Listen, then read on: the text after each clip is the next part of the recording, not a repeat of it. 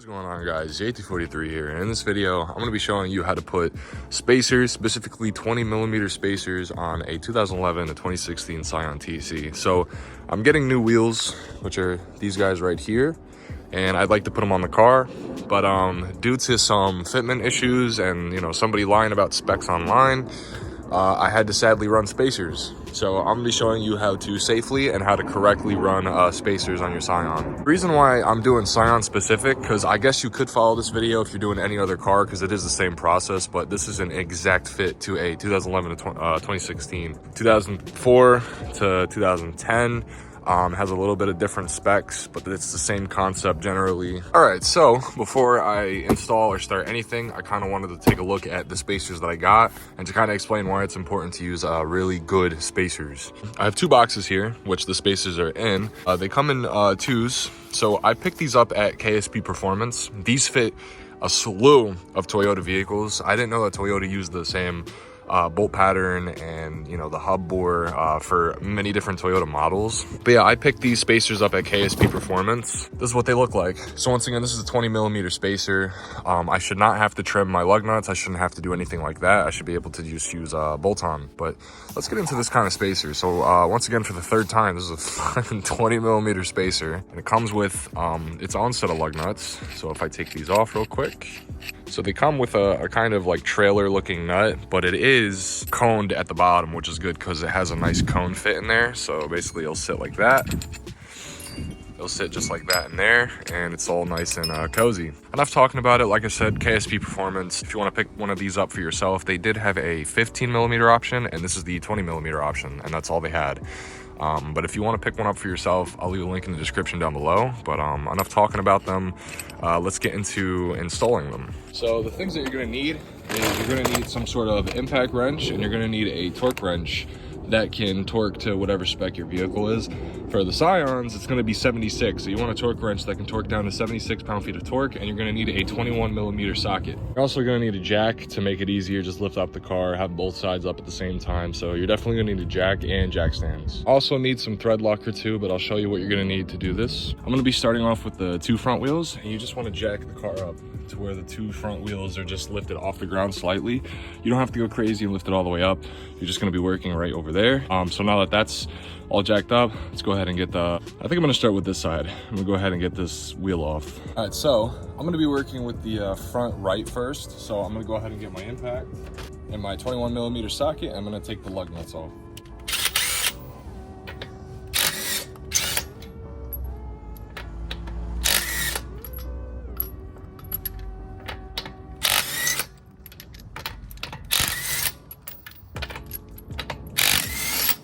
So now that I got all the lug nuts off, I'm gonna go ahead and pull this tire off.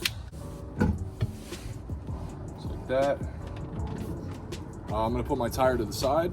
All right, so now this is what we're working with. So because my rotor is all rusty, it really depends on how new your Scion is, but I mean, the last one they made was 2016, and that was almost, what is it, 7 to 8 years ago. So you're gonna wanna take a wire brush and just simply wipe all of this crust off, because when we put our spacer on, we don't want it to start mending onto this rust. We want a nice clean surface, so that has a nice clean surface to pair to. So once again, wire brush, and just nicely and neatly just try and brush all this rust off if you have surface rust like this.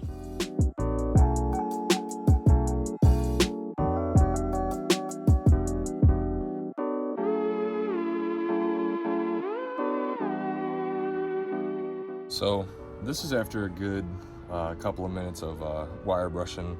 This is now just gone down to surface rust instead of that corroded kind of look. You can tell the difference between the rotor itself and the surface. These rotors need to be changed soon, so that's one thing. But right, so now that we have most of the rust off, I am gonna hit it with some brake cleaner and clean it up with a rag, but that's just for my liking, because once again, these are gonna get changed soon. Next, what we're gonna do is you're gonna need to grab some anti-seize or Permatex anti-seize, whatever you wanna use, so that the spacer doesn't weld onto your rotor, so that doesn't get seized on. So I'm gonna go get some anti-seize real quick, and we'll coat this up.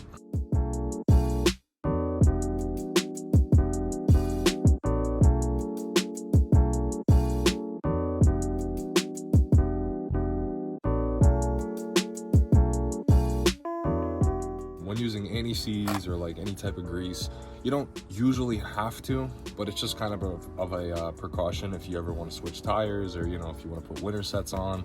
It just makes it so that it's, you know, easier to take off. It's not the end of the world if you don't use anything. I do recommend doing it just in case you ever do want to take off your wheels frequently. All right, so I got some of the thread locker here. I'm gonna go ahead and open it up. So I got it out of the package now, and I'm simply just going to open it up. All right, so I got it popped open here. I'm simply just going to drag this along the threads just like that, just a little bit, and then just a little bit of that, a little bit on here, a little bit on there, a little bit on there. You don't have to go too crazy with it, but that should do for now. It's better than having no Loctite on there, I'll tell you that. So we will go ahead and put the spacer on. Okay, so slip the spacer on. Like I said, everything's hub centric. I did have a little bit of a problem I thought I was gonna have. So the threads stick out just a little bit, but my new wheels over here, they actually, I'll show you when I'm putting them on, but they actually have some inserts where they're not being threaded onto these. So I think it is going to work. I don't think I have to chop any of my threads down, because I saw that and I was, you know, I got a little bummed out. I'm like, damn, I really gotta like trim these shits, but I don't think I have to. But I have to find the size for these lug nuts, because these lug nuts are going to go onto the original studs. So I'm just going to try and find the size real quick. It's going to need to be a skinny socket, because my 21 is really thick, and I don't think that's going to be able to go into the slots. So I'm going to go find the size real quick and then come right back. So the lug nuts that they gave you are 19s, and this is what I meant by you're going to need a skinny socket, because this skinny socket fits right in there into the groove really nicely. So I'm gonna go ahead and just kind of tighten all these down with the impact, hit it once, and then after that I'm gonna have to torque these down to 76 foot-pound-feet of torque. And the way I'm gonna do that is you can either have a friend help you out and he'll step on the brake pedal, or you can get a screwdriver and put it in right here into the fins of your rotor, so that when it wants to spin, it'll get caught up on your caliper and it won't spin anymore, and then you can torque it down.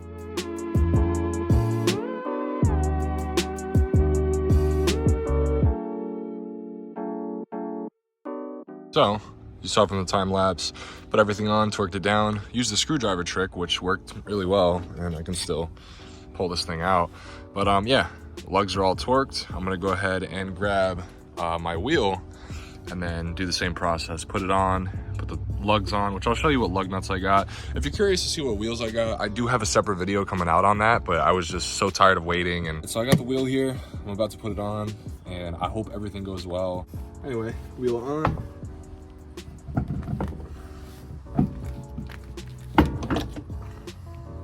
Then let me get my, there we go.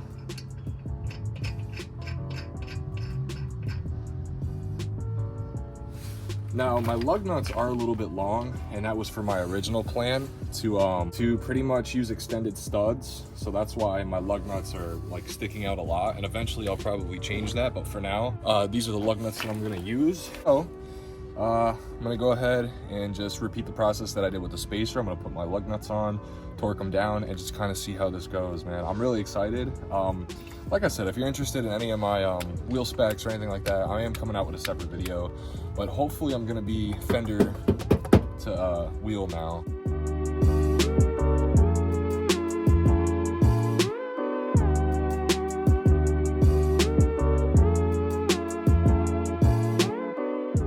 Here's the one side on. You can see I am now fender to lip when I lower it a little bit more. So just because we did this side doesn't mean we're completely done. Obviously we gotta do the rest. Even if you stop watching the video after this first one, even though I am gonna do the rest, it is good to double check your torque specs after like 500 miles or even just a couple laps around the block. I would come back and just double check your torque specs. I'm gonna proceed to do my other wheels. I got 4 more. They're mostly gonna be time lapse, and you know,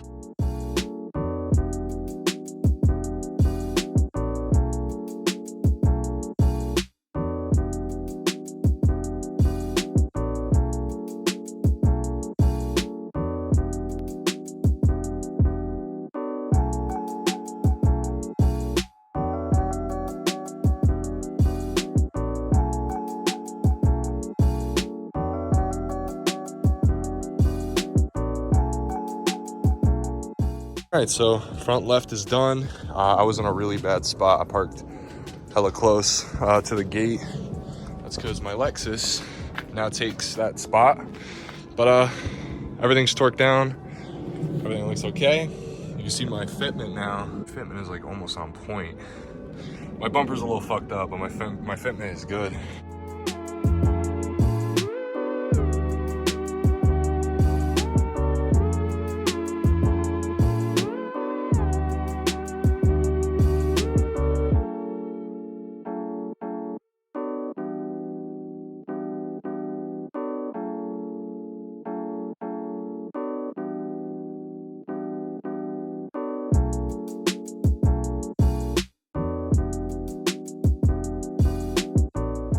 Now I'm currently in my Lexus, filming that last tire and the whole process of me going on a road test and pretty much just explaining everything after the last tire.